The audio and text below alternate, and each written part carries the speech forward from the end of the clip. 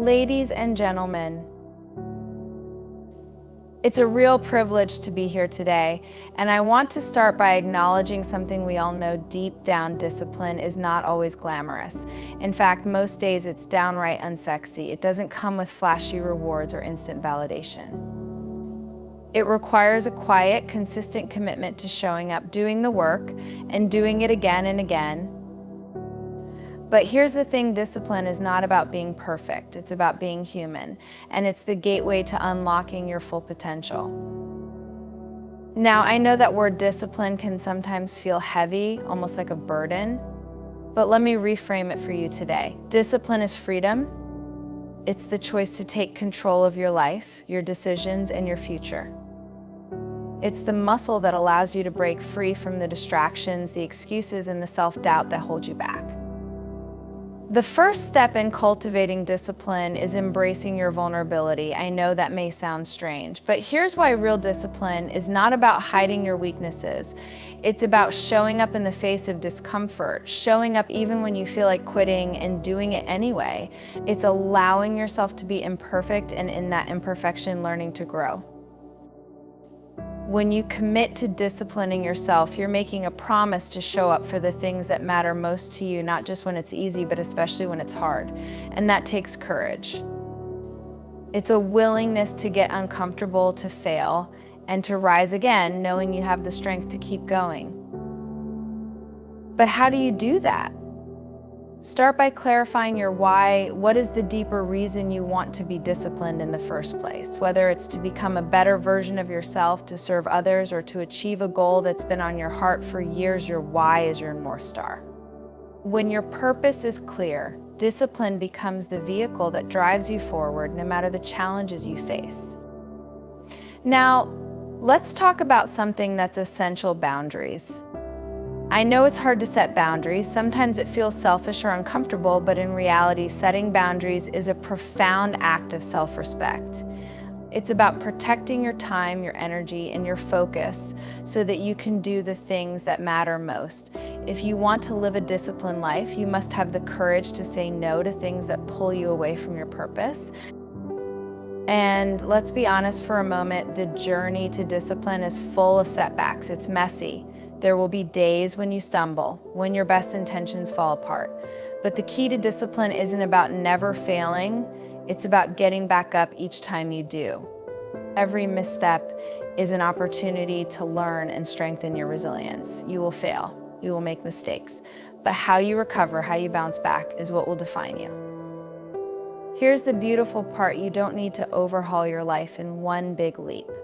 Discipline is built in small actions, repeated over time. It's waking up 10 minutes earlier to meditate, it's writing 1 page a day, it's choosing the salad over the burger.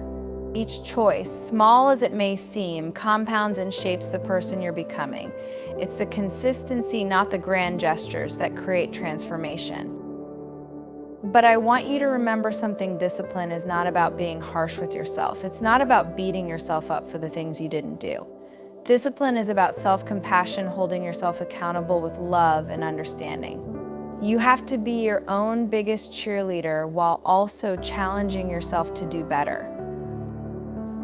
And as we talk about accountability, let's address perfectionism. Perfectionism is a liar. It's a thief. It will keep you stuck, always waiting for the perfect moment, the perfect conditions, the perfect you. But here's the truth: progress happens when you aim for excellence, not perfection. Let go of the need to get it just right and give yourself permission to start. Give yourself permission to be imperfect, to try, to fail, to grow.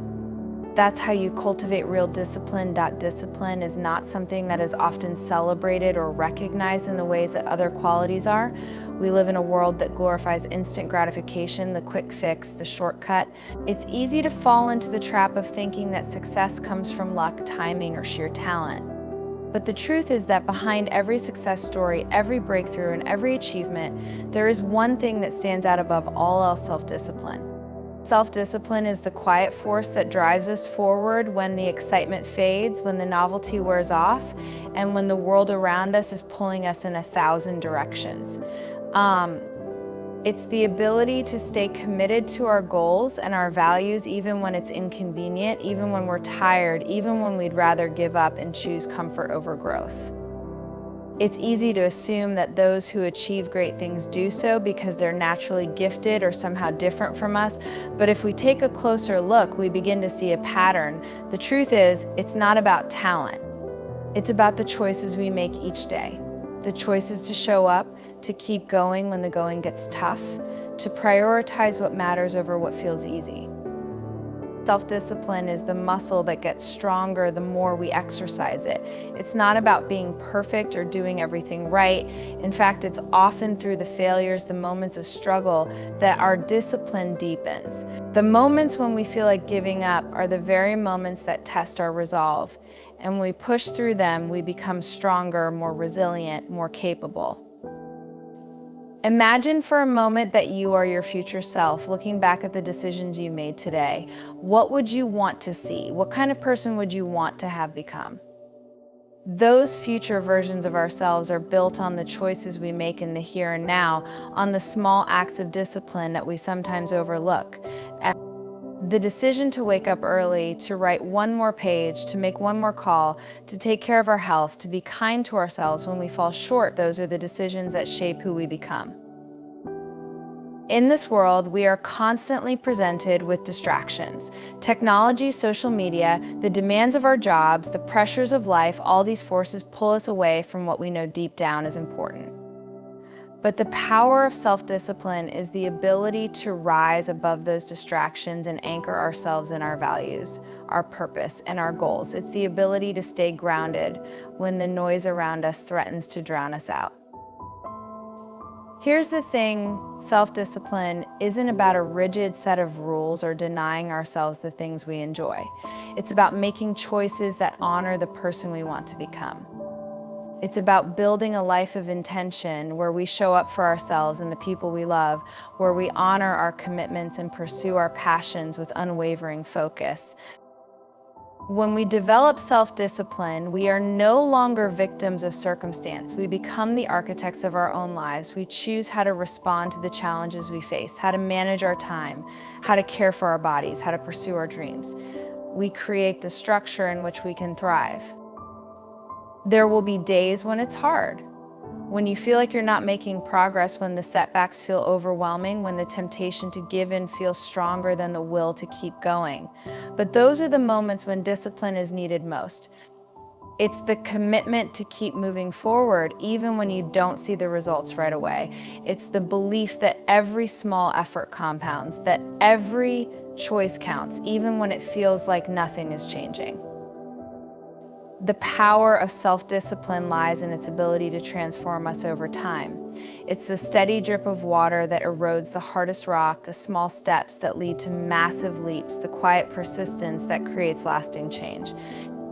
It's not about willpower alone, it's about building habits that align with the life we want to create. And in doing so, we start to see that we have more control over our lives than we ever thought possible. In moments of doubt, when you wonder if it's all worth it, remember that self-discipline is the foundation of everything you want to achieve. It's the bridge between who you are now and who you are becoming. Every decision you make to stay on track, to show up, to keep pushing forward is a decision that builds the life you envision.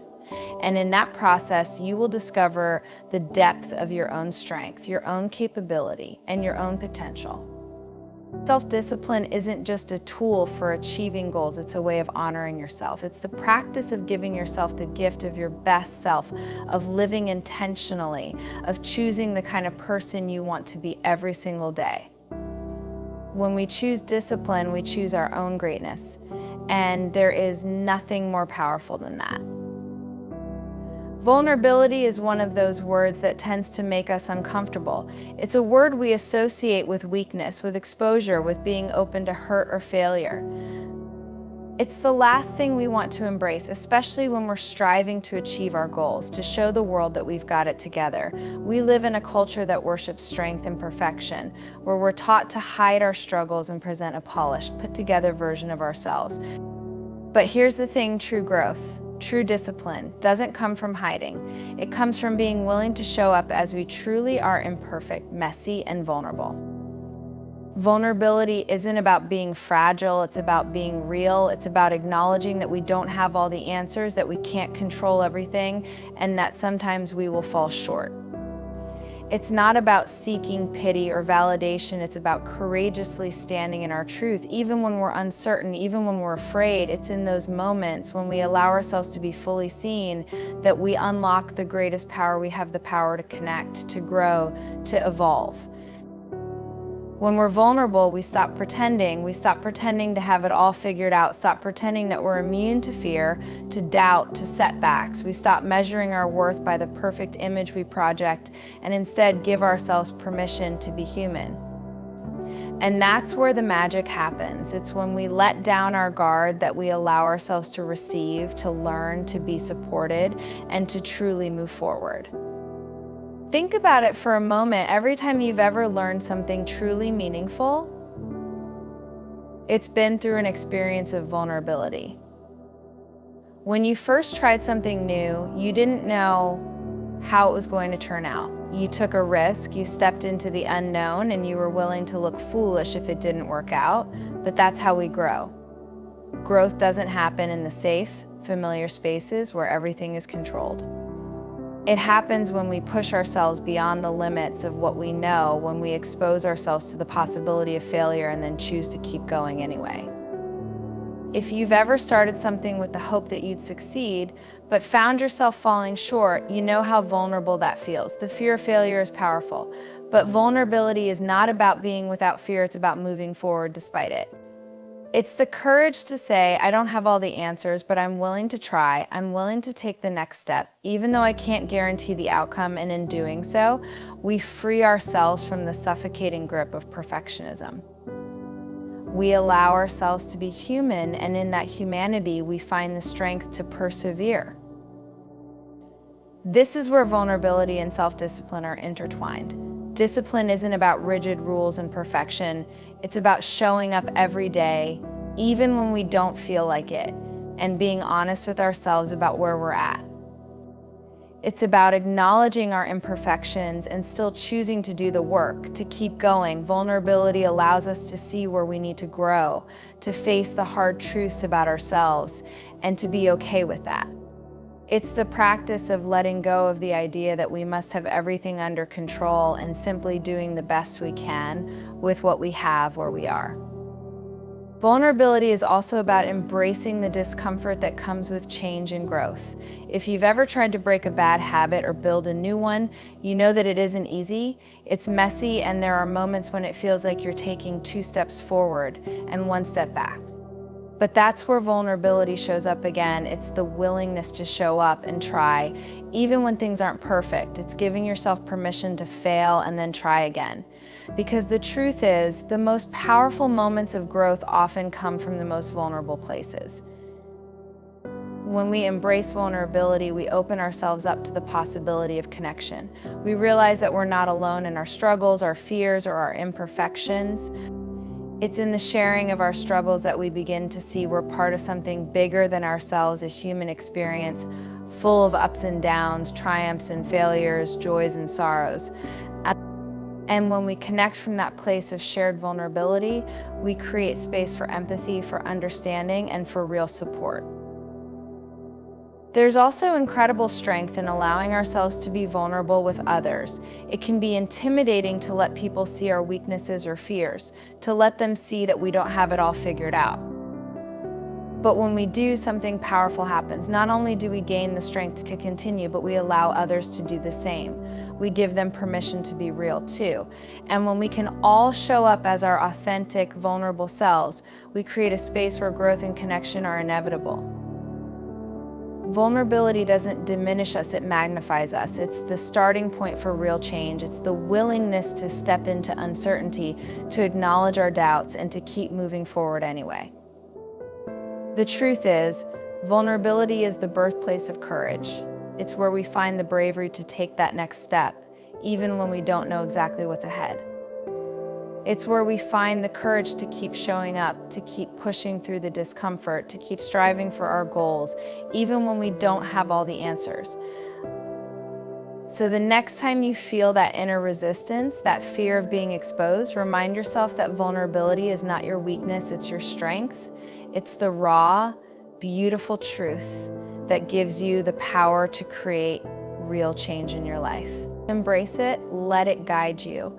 Let it lead you to a life of authenticity, of courage, and of profound transformation. Setting boundaries is something that many of us struggle with. It's easy to think that setting limits on our time, our energy, or our emotions is selfish or rude, but nothing could be further from the truth. In fact, setting boundaries is one of the most loving things you can do both for yourself and for those around you. When we fail to set boundaries, we find ourselves drained, resentful, and disconnected. We end up giving so much of ourselves that there's nothing left for the things that matter most to us. But when we set boundaries with love and courage, we begin to honor ourselves, and that creates space for us to show up as the best version of who we are. Boundaries are not walls, they are the protective barriers that allow us to stay open to the things that truly matter while protecting ourselves from what doesn't. They're the lines that we draw, not out of defensiveness, but out of respect for our time, respect for our energy, and respect for our emotional well-being. Setting boundaries is a way of saying, I am worthy of my own attention and care. I have the right to say no when I need to, and I have the right to prioritize my needs without guilt. Discipline is freedom, not constraint. When we hear the word discipline, many of us immediately think of rules, restrictions, and limitations. We picture someone standing over us, dictating what we can and cannot do. But that's not the kind of discipline I'm talking about. The discipline I'm referring to is the kind that gives us the ability to choose. It's the kind that empowers us to take control of our lives, our actions, and our future. At first glance, that may sound like a contradiction. How can something that requires structure and effort possibly lead to freedom? The answer is simple. Discipline is the foundation for creating a life that is authentically yours. Without it, we often find ourselves at the mercy of circumstances, reacting to the world around us instead of creating the world we want for ourselves. We fall into patterns of procrastination, distraction, or self-sabotage, and in those moments, we aren't free. We're stuck in a loop of unfulfilled potential, waiting for something outside of ourselves to change. But here's the truth: when you can discipline yourself to align with your values, to make conscious choices, to show up even when it's difficult, that's when you experience true freedom. Think about the freedom that comes when you're no longer ruled by your impulses, your fears, or your doubts. Instead of being a slave to procrastination, you find the discipline to focus and take meaningful action toward your goals.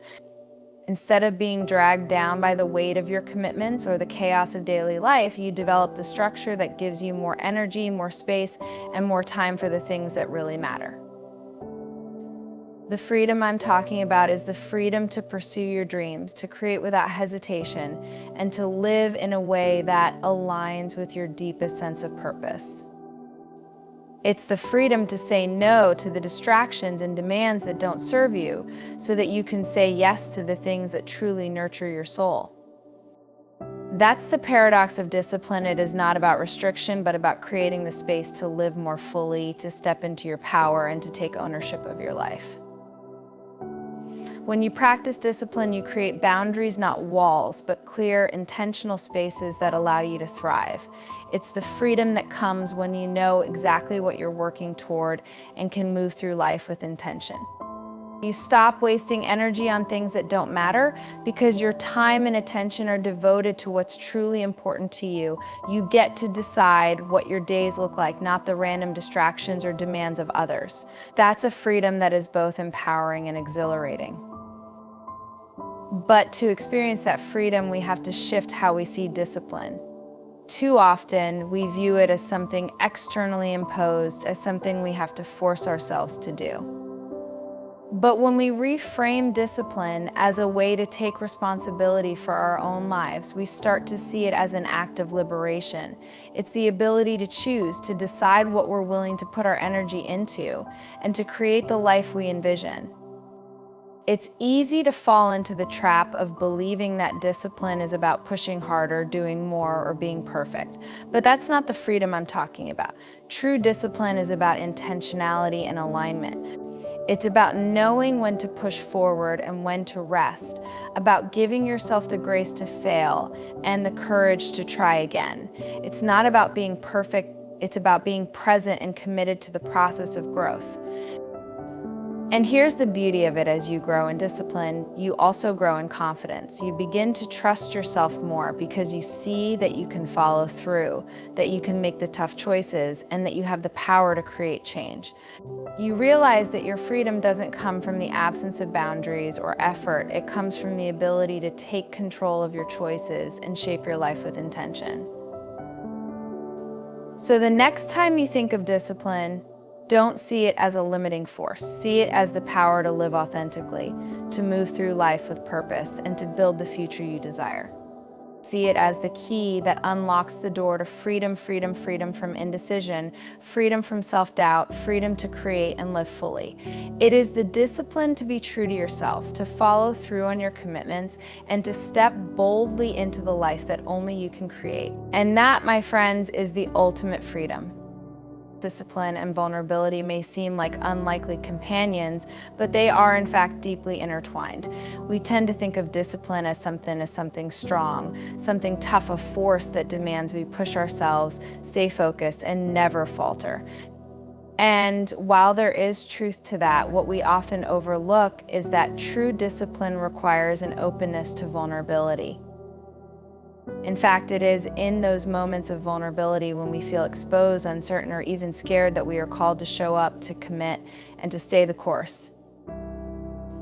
Vulnerability is not weakness, though our culture often tells us it is. We think of vulnerability as a crack in our armor, a place where we might get hurt. But vulnerability is actually the birthplace of courage, of resilience, and yes, of discipline. It's the willingness to show up, even when you don't have all the answers, when you don't feel ready, or when the outcome is uncertain. It's saying, I'm not sure I can do this, but I'm going to try anyway.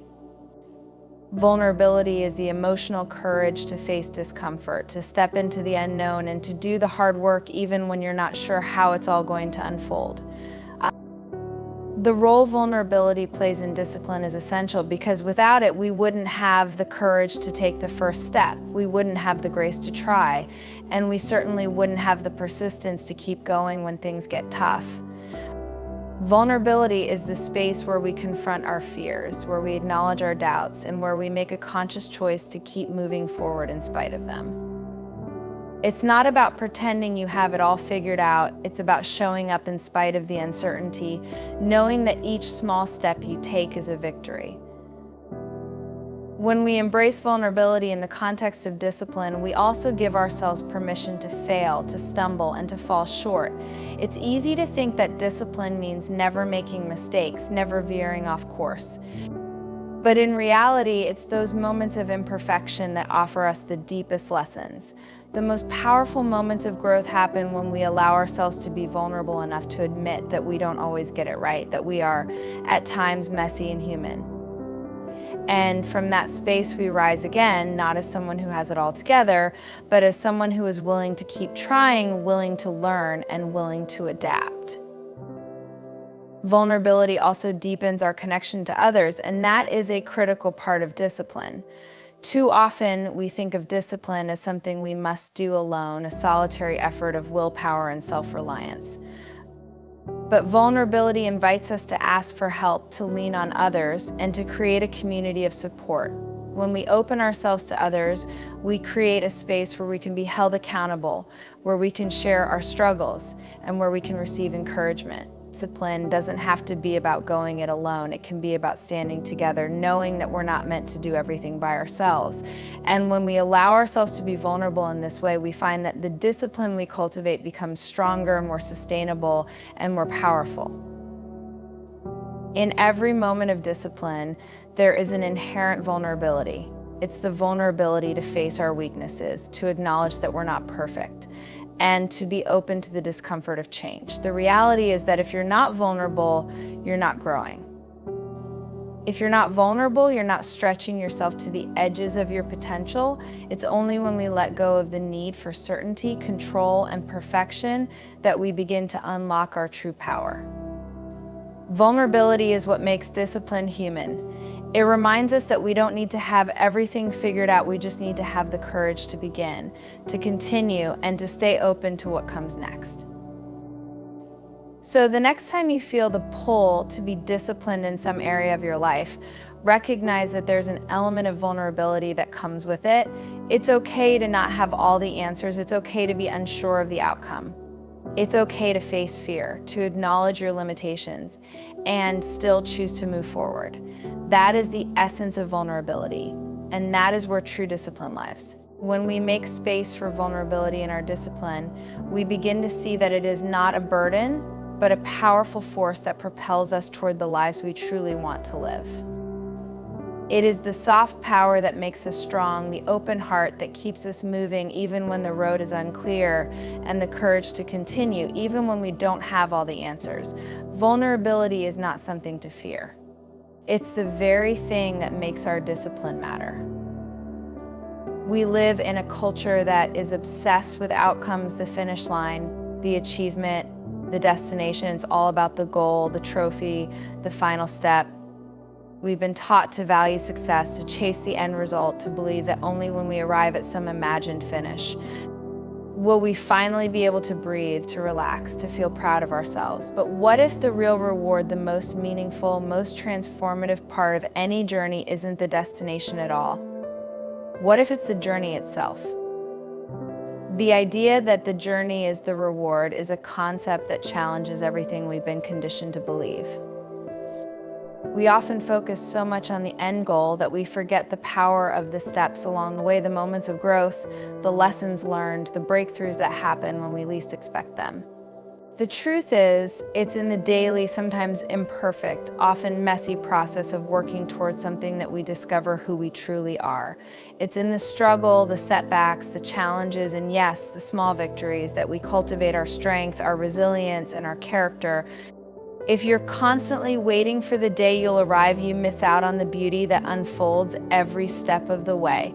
The moments when you're uncertain and unsure, the times when you fall short and have to get back up, those are the moments that shape you.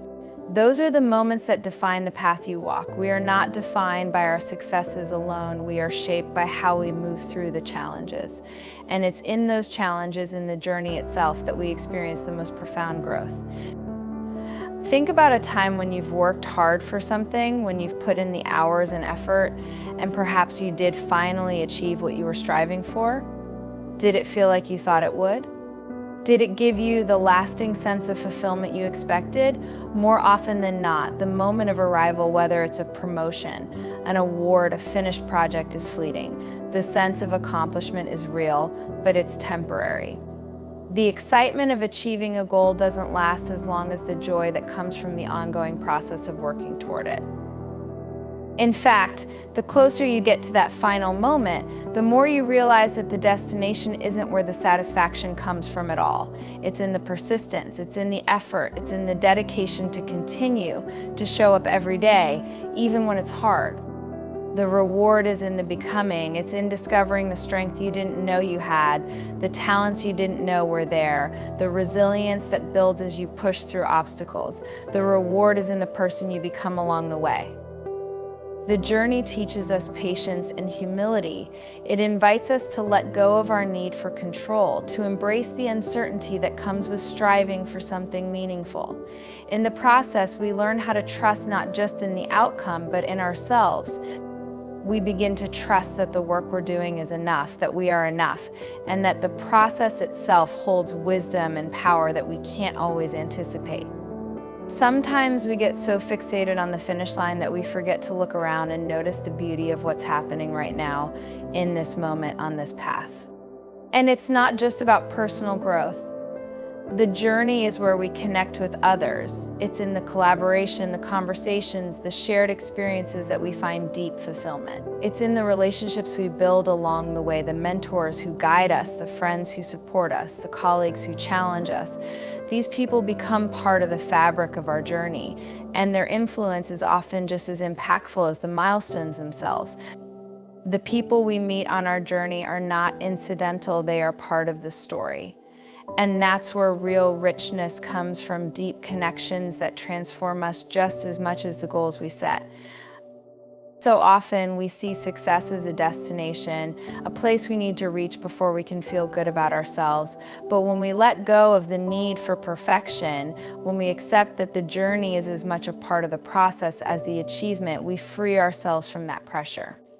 We allow ourselves to appreciate the small wins, the lessons learned, the moments of joy, and the growth that comes not only when things go as planned, but especially when they don't. There's a freedom in releasing the idea that everything must be tied to a specific outcome. When we stop measuring ourselves against some external marker of success and instead focus on the beauty and value of the process, we find a deeper sense of satisfaction. The journey becomes its own reward, and we discover that we are always evolving, always moving forward, whether we're hitting the marks we thought we should hit or not. The true beauty of life lies in the process of becoming. It lies in the daily effort, the constant learning, the resilience to keep going even when we can't see the finish line.